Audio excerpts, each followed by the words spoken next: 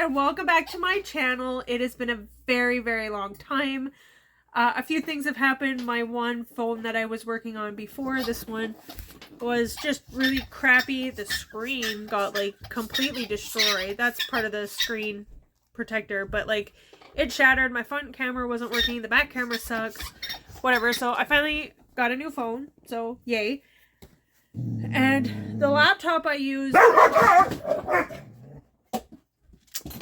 the joys of having all these extra dogs in the house.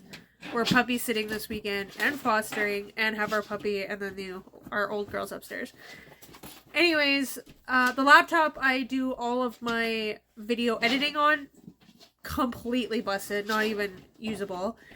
So, and then our main computer won't transfer photos from our phones onto the computer. Like, won't transfer files, pictures, photos, nothing, videos, nothing. So hopefully my husband can get that fixed and we can do this. I tried like editing on my phone, but no, I don't like it. Anyways, we are here for the mid-year freakout tag. So it is July 17th today, so we're a little bit farther than midway through the year, but that's okay. We're gonna do the video and hopefully catch up. I have a few other videos that I had previously filmed and haven't been able to edit, so hopefully I can get back onto a more regular schedule. I'm also working part-time, but it's like super part-time, and the days I do work, it's only like 4-hour days, so I should find some time to be able to do this. At least do some batch filming, hopefully. Anyways, before we get into the tag, Nava dropped her ball under my chair. Anyways, before we jump into this mid-year freakout tag, I want to introduce to you Max. He's our newest foster puppy. We got him last Thursday, so it's been 7, 8, 9 days today. Today is Saturday, and he's just cute. They say he's a shepherd cross, but the vet also said he's 11 weeks old and he's 8 pounds. So I don't know what he's crossed with, but he's adorable and he's so tiny and he's so cute. And yeah, so he's gonna help me do the tag today. In order to see him, I'd have to show you, like, videotape my lap here, but he'll join us. Sorry about the other dog just scratching away in the corner there. I don't even know how to get her ball for her. These balls, like a couple dollars at PetSmart, she loves them. My husband, we had a bigger one, and my husband broke the squeaker on it because that's really annoying. Let's jump into the tag. Best book you've read so far in 2021. So I brought some books down with me. I couldn't grab them all. I wrote down Genesis Begins Again, and then The Hate You Give and Concrete Rose I listened to as audiobooks. And also No Exit by Taylor Adams was really good as well. Is a middle grade that I really enjoyed. And I was really surprised by this one. So, and it's also a beautiful cover. I love the bright orange. Hey, she's protective over her ball, and her puppy that we're puppy sitting, that's like gigantic, is, you know, within 10 feet of her ball. Genesis Begins Again, middle grade. I just wanted to grab Genesis and hug her and tell her how beautiful and sweet she is, and that she doesn't need to go through what she goes through in this book to try and feel more beautiful. And then The Hate You Give, and I really enjoyed Concrete Rose as well. I kind of listened to them back to back, and I had like 15 minutes left of Concrete Rose, and we picked up our first foster puppy, so his name was Maverick. And I really liked Concrete Rose because it showed a teenage dad that like sticks around, and he does most, like, as a single father, raising that baby, going to high school, getting a job, things like that. I really liked that because you always read or hear about or see in movies or TV or whatever the teenage mother. And maybe the dad sticks around or doesn't. But in this case, the teenage mom just kind of ditched the baby on the dad, and he stepped up and took that role. So I really liked that.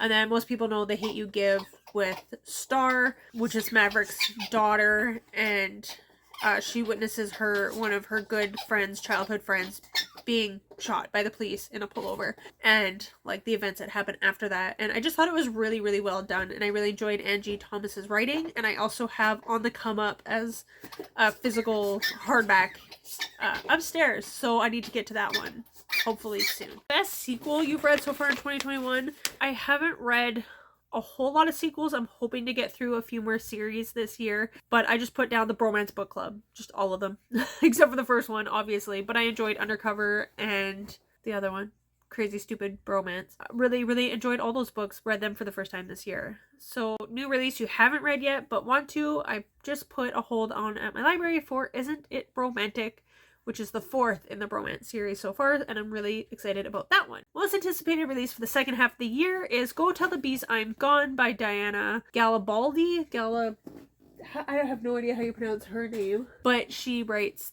the Outlander series. This is the 9th book that we've been waiting for a very long time, and it comes out November, I can't remember what day. Biggest disappointment this year was Clara and the Sun. I have never read from that author before. I didn't grab that book.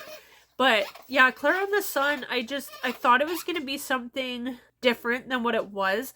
It's about AFs, they're called, so artificial friends, which just made me laugh because of the slang that we use here as, you know, something is AF. Anyways, I talked about like the love of like an artificial friend and sacrifice and all this stuff, and I thought it was going to be more like a romantic thing where somebody falls in love with like artificial intelligence or something like that. I was thinking more like in S.H.I.E.L.D. If anybody watches S.H.I.E.L.D., there is there's the AI in there, and her name is, but I was thinking more along those lines, but it wasn't, I don't know, just nothing really dramatic actually really did happen. And it was interesting because the whole point of like the whole book, the point of view is from Clara, the artificial friend, Ada from S.H.I.E.L.D.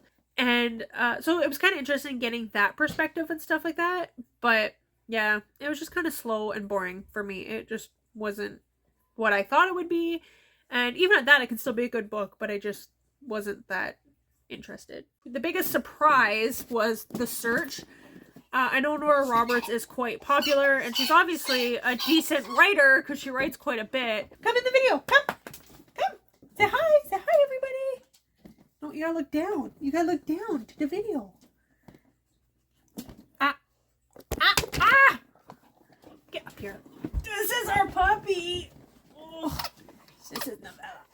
But The Search, I just thought would be like, it obviously had something to do with dogs because on the cover there's a dog, and it would be like search and rescue dog stuff. Almost 7 months old, this girl. Look at the camera. Look at the camera. Oh, no. Bad. Leave it. So I just thought it'd be like the classic romance. So I haven't read a Nora Roberts in a long time. So, but I just thought, you know, it's going to be just your typical romance book. But I actually ended up really loving it. And I did a whole video gushing about this book. And there's a lot of dog content in it. And I think it just came into my life at the right time with having a new puppy and fostering a puppy. And I just really liked this book, and I liked all the dog content. So if you're not a dog person or don't care at all about dog training or anything like that, probably not the book for you. But it was definitely a surprise. Favorite new author, debut, or new to you? So these would be new to me, and as I mentioned earlier, the Bromance and the Hate U Give. So I wrote down Lisa K. Adams, which is the Bromance, book clubs, and Angie Thomas does the Hate U Give, Concrete Rose, On the Come Up, stuff like that. So you're not a very good host. You're not a very good co-host. So those are the two of my new favorite authors. Newest fictional crush. I don't really get fictional crushes so much, but all the guys from the Bromance Book Club are just, they're so sweet. I think it's Mac who started the Bromance Book Club. He's just like this big tough guy, but he's really like a sweetie, and the Russian in there is hilarious. And then even Gavin in the first Bromance Book Club, I really appreciated how hard he fought for his marriage. And being married, I think that's like a really important thing. I was attracted to that piece of it, that he wasn't just like whatever and gave up on his marriage and like barely fought or just blamed it all on her or like took no responsibility for his own things. He fought for his marriage and took responsibility for his part. So I really liked that. And then I had two books. Whoa. Novella doesn't want to play with you. She's playing with her ball. I also read a couple of romances this year. The Unhoneymooners and The X-Talk. And I really enjoyed those and the guys in those as well. I have a big pile of clean clothes down here and the dogs keep going in it. Asher! Those are my clean clothes! I'm gonna put him down because he wants to go play. I woke him up. Book that made you cry. Genesis Begins Again. There was like one line in here and I was like bawling. Very powerful. And it's middle grade, like, and it hit. It hit hard. So this one, and even like the Undercover Bromance, I think especially that one, the sequel, just the way she writes the characters and how they have to confront their own issues and stuff like that, and they have to work on themselves is like kind of like what made me cry. It was like the breakthroughs that the characters went through. Number 9, newest favorite character. I wrote Fiona from this book. She's a very strong, independent woman who is very just honest with how she feels. There's like the romance in here. The guy's like, man, you don't like beat around the bush at all. You just say it how it is. And she's like, yep, it is what it is. And also just the way she handles dogs and is a dog trainer and stuff like that. I really enjoyed that. And the things that she had to overcome from her past and stuff and how it ties into this book. Book that made you happy. I wrote The Unhoneymooners and The X-Talk. Those were 2 romance books that I really enjoyed and I really liked the characters and I listened to both of them as audiobooks, and I'm finding that I like romance as audiobooks. I don't know why, but those books made me happy. And I am also currently reading Project Hail Mary by Andy Weir, and that one's just making me laugh a lot. So I don't know how he writes what he writes, science and space and all this stuff, but also just makes it hilarious at the same time. Favorite book to film adaptation that you've seen this year? I feel like these questions were definitely written before pandemic, so we haven't seen a lot this year, but I did watch the newest Emma. After listening to Emma, I've listened to it before,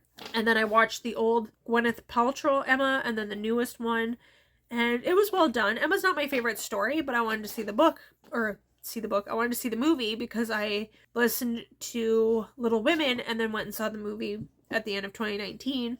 So I wanted to do the same with Emma in 2020, but it ended up being 2021.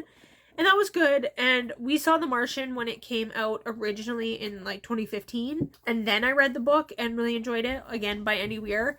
And then I really wanted to reread the book, but I just have like way too many books to read. So me and my husband decided to rewatch the movie instead. And again, that one like holds up. It's a really good adaptation, I find. The most beautiful book you've bought so far this year, or what's been gifted to you. So I bought myself The Firekeeper's Daughter by Angeline Booley. And I just think this is so gorgeous, despite that. But yeah, I just love this book. What books do you need to read by the end of the year? So like all the books, all of them. I have way too many books.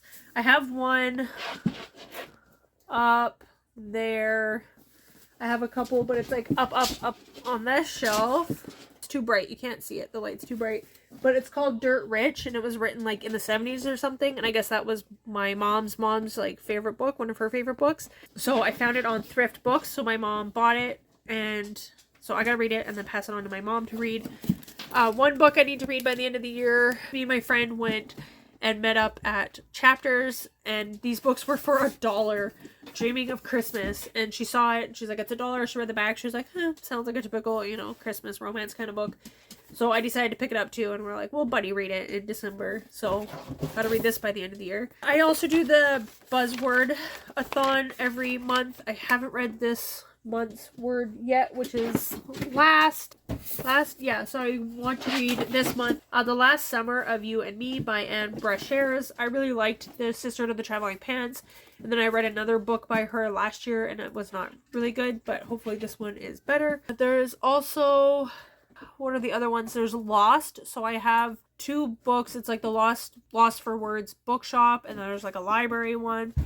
So I have those 2 that I could read for the buzzword Lost, or I asked, does losing it count as lost? Because how to stop losing your stuff with your kids. I need to read this one really bad, especially, yeah.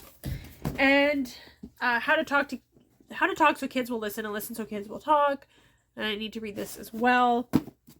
Hopefully this year, maybe probably into the new year. Dark is one of the words. So Dark Places by Gillian Flynn. I've only ever read Gone Girl by her. One buzzword for elements and one buzzword for like time of day. I have The Night Road by Kristen Hanna that I could use as night for time of day, or time, I guess. It's not really day.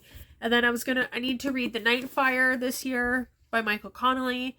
And so I could use night or fire for elements for that one. I also have the elements of, I have the lake house, lake for element, water, like it said in brackets, water, and then like lake, ocean, you know, rain. So this one's a chunker as well. And I think that's all I have right now for buzzwords. I really, really, really want to get to Lisa TerKeurst. It's Not Supposed to Be This Way. I've had this one for a couple years. I love Lisa TerKeurst. I really need to read it. I've heard good things about this. I love Jen Hatmaker. I want to read Of Mess and Moxie, Wrangling Delight Out of This Wild and Glorious Life. This one I also got 2017, and I think I bought it new, so I really need to get into this one. This one I really like the cover of too. Oh, it's yellow. But it's a pretty color, and it's not that long, and I find Jen Hatmaker really easy to read.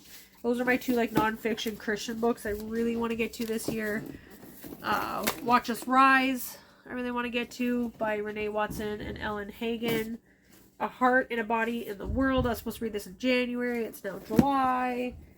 I want to keep up with the Grant County series by Karen Slaughter, and this is the next one I need to read. I bought Shadow and Bone from Chapters because I haven't read it yet, and it was on sale for like $8.99, I think. And I don't want to watch the TV show without trying the book first, and I haven't read Six of Crows or anything by Leigh Bardugo, so I really want to get into this book. I don't know, I'm not much of a fantasy reader. We'll see. It looks pretty decent to read, but it is. Okay, there's questions in the back. 356 pages. Puppy's fine. He's dramatic. She barked at him. And I just picked up from my library, along with reading, a book called Good Morning Monster, which I want to talk about. Amazing. That's a nonfiction. And then my friend lent me Project Hail Mary, so I got to finish those two like soon. Stressing out here about how many books I have to read. Reading is supposed to be relaxing, not stressful. And then my friend that lent me Project Hail Harry, she mentioned Hail Mary, mentioned this book called Unsaid by Neil Abramson. And she's like, it's got a chimpanzee, a dog, written by a vet, blah, blah, blah. So this one sounds really interesting as well. So I picked this one up. This one's a little bit older. So as a veterinarian, Helena had mercifully escorted thousands of animals to the other side. Now, having died herself, she finds that it is not so easy to move on. She's terrified that her 37 years of life were meaningless, error-ridden, and forgettable. So Helena haunts and is haunted by the life she left behind. Meanwhile, David, her shattered attorney husband, struggles with grief and the demands of caring for her household of damaged and beloved animals. But it is her absence from her last project, Cindy, a chimpanzee who may unlock the mystery of communication and consciousness that may have the greatest impact on all of them. So I gotta get to this. And then The Wife Upstairs, I requested back in like February, and it finally came in July. But it's not that big, so I may or may not read this right now. I don't know. Comment down below if you think I should read The Wife Upstairs. But yeah, that's it. That's the mid-year freakout tag. And yeah, we're all freaking out. So let's see. Can I do a thumbnail with this? I can't lift all these into the thing.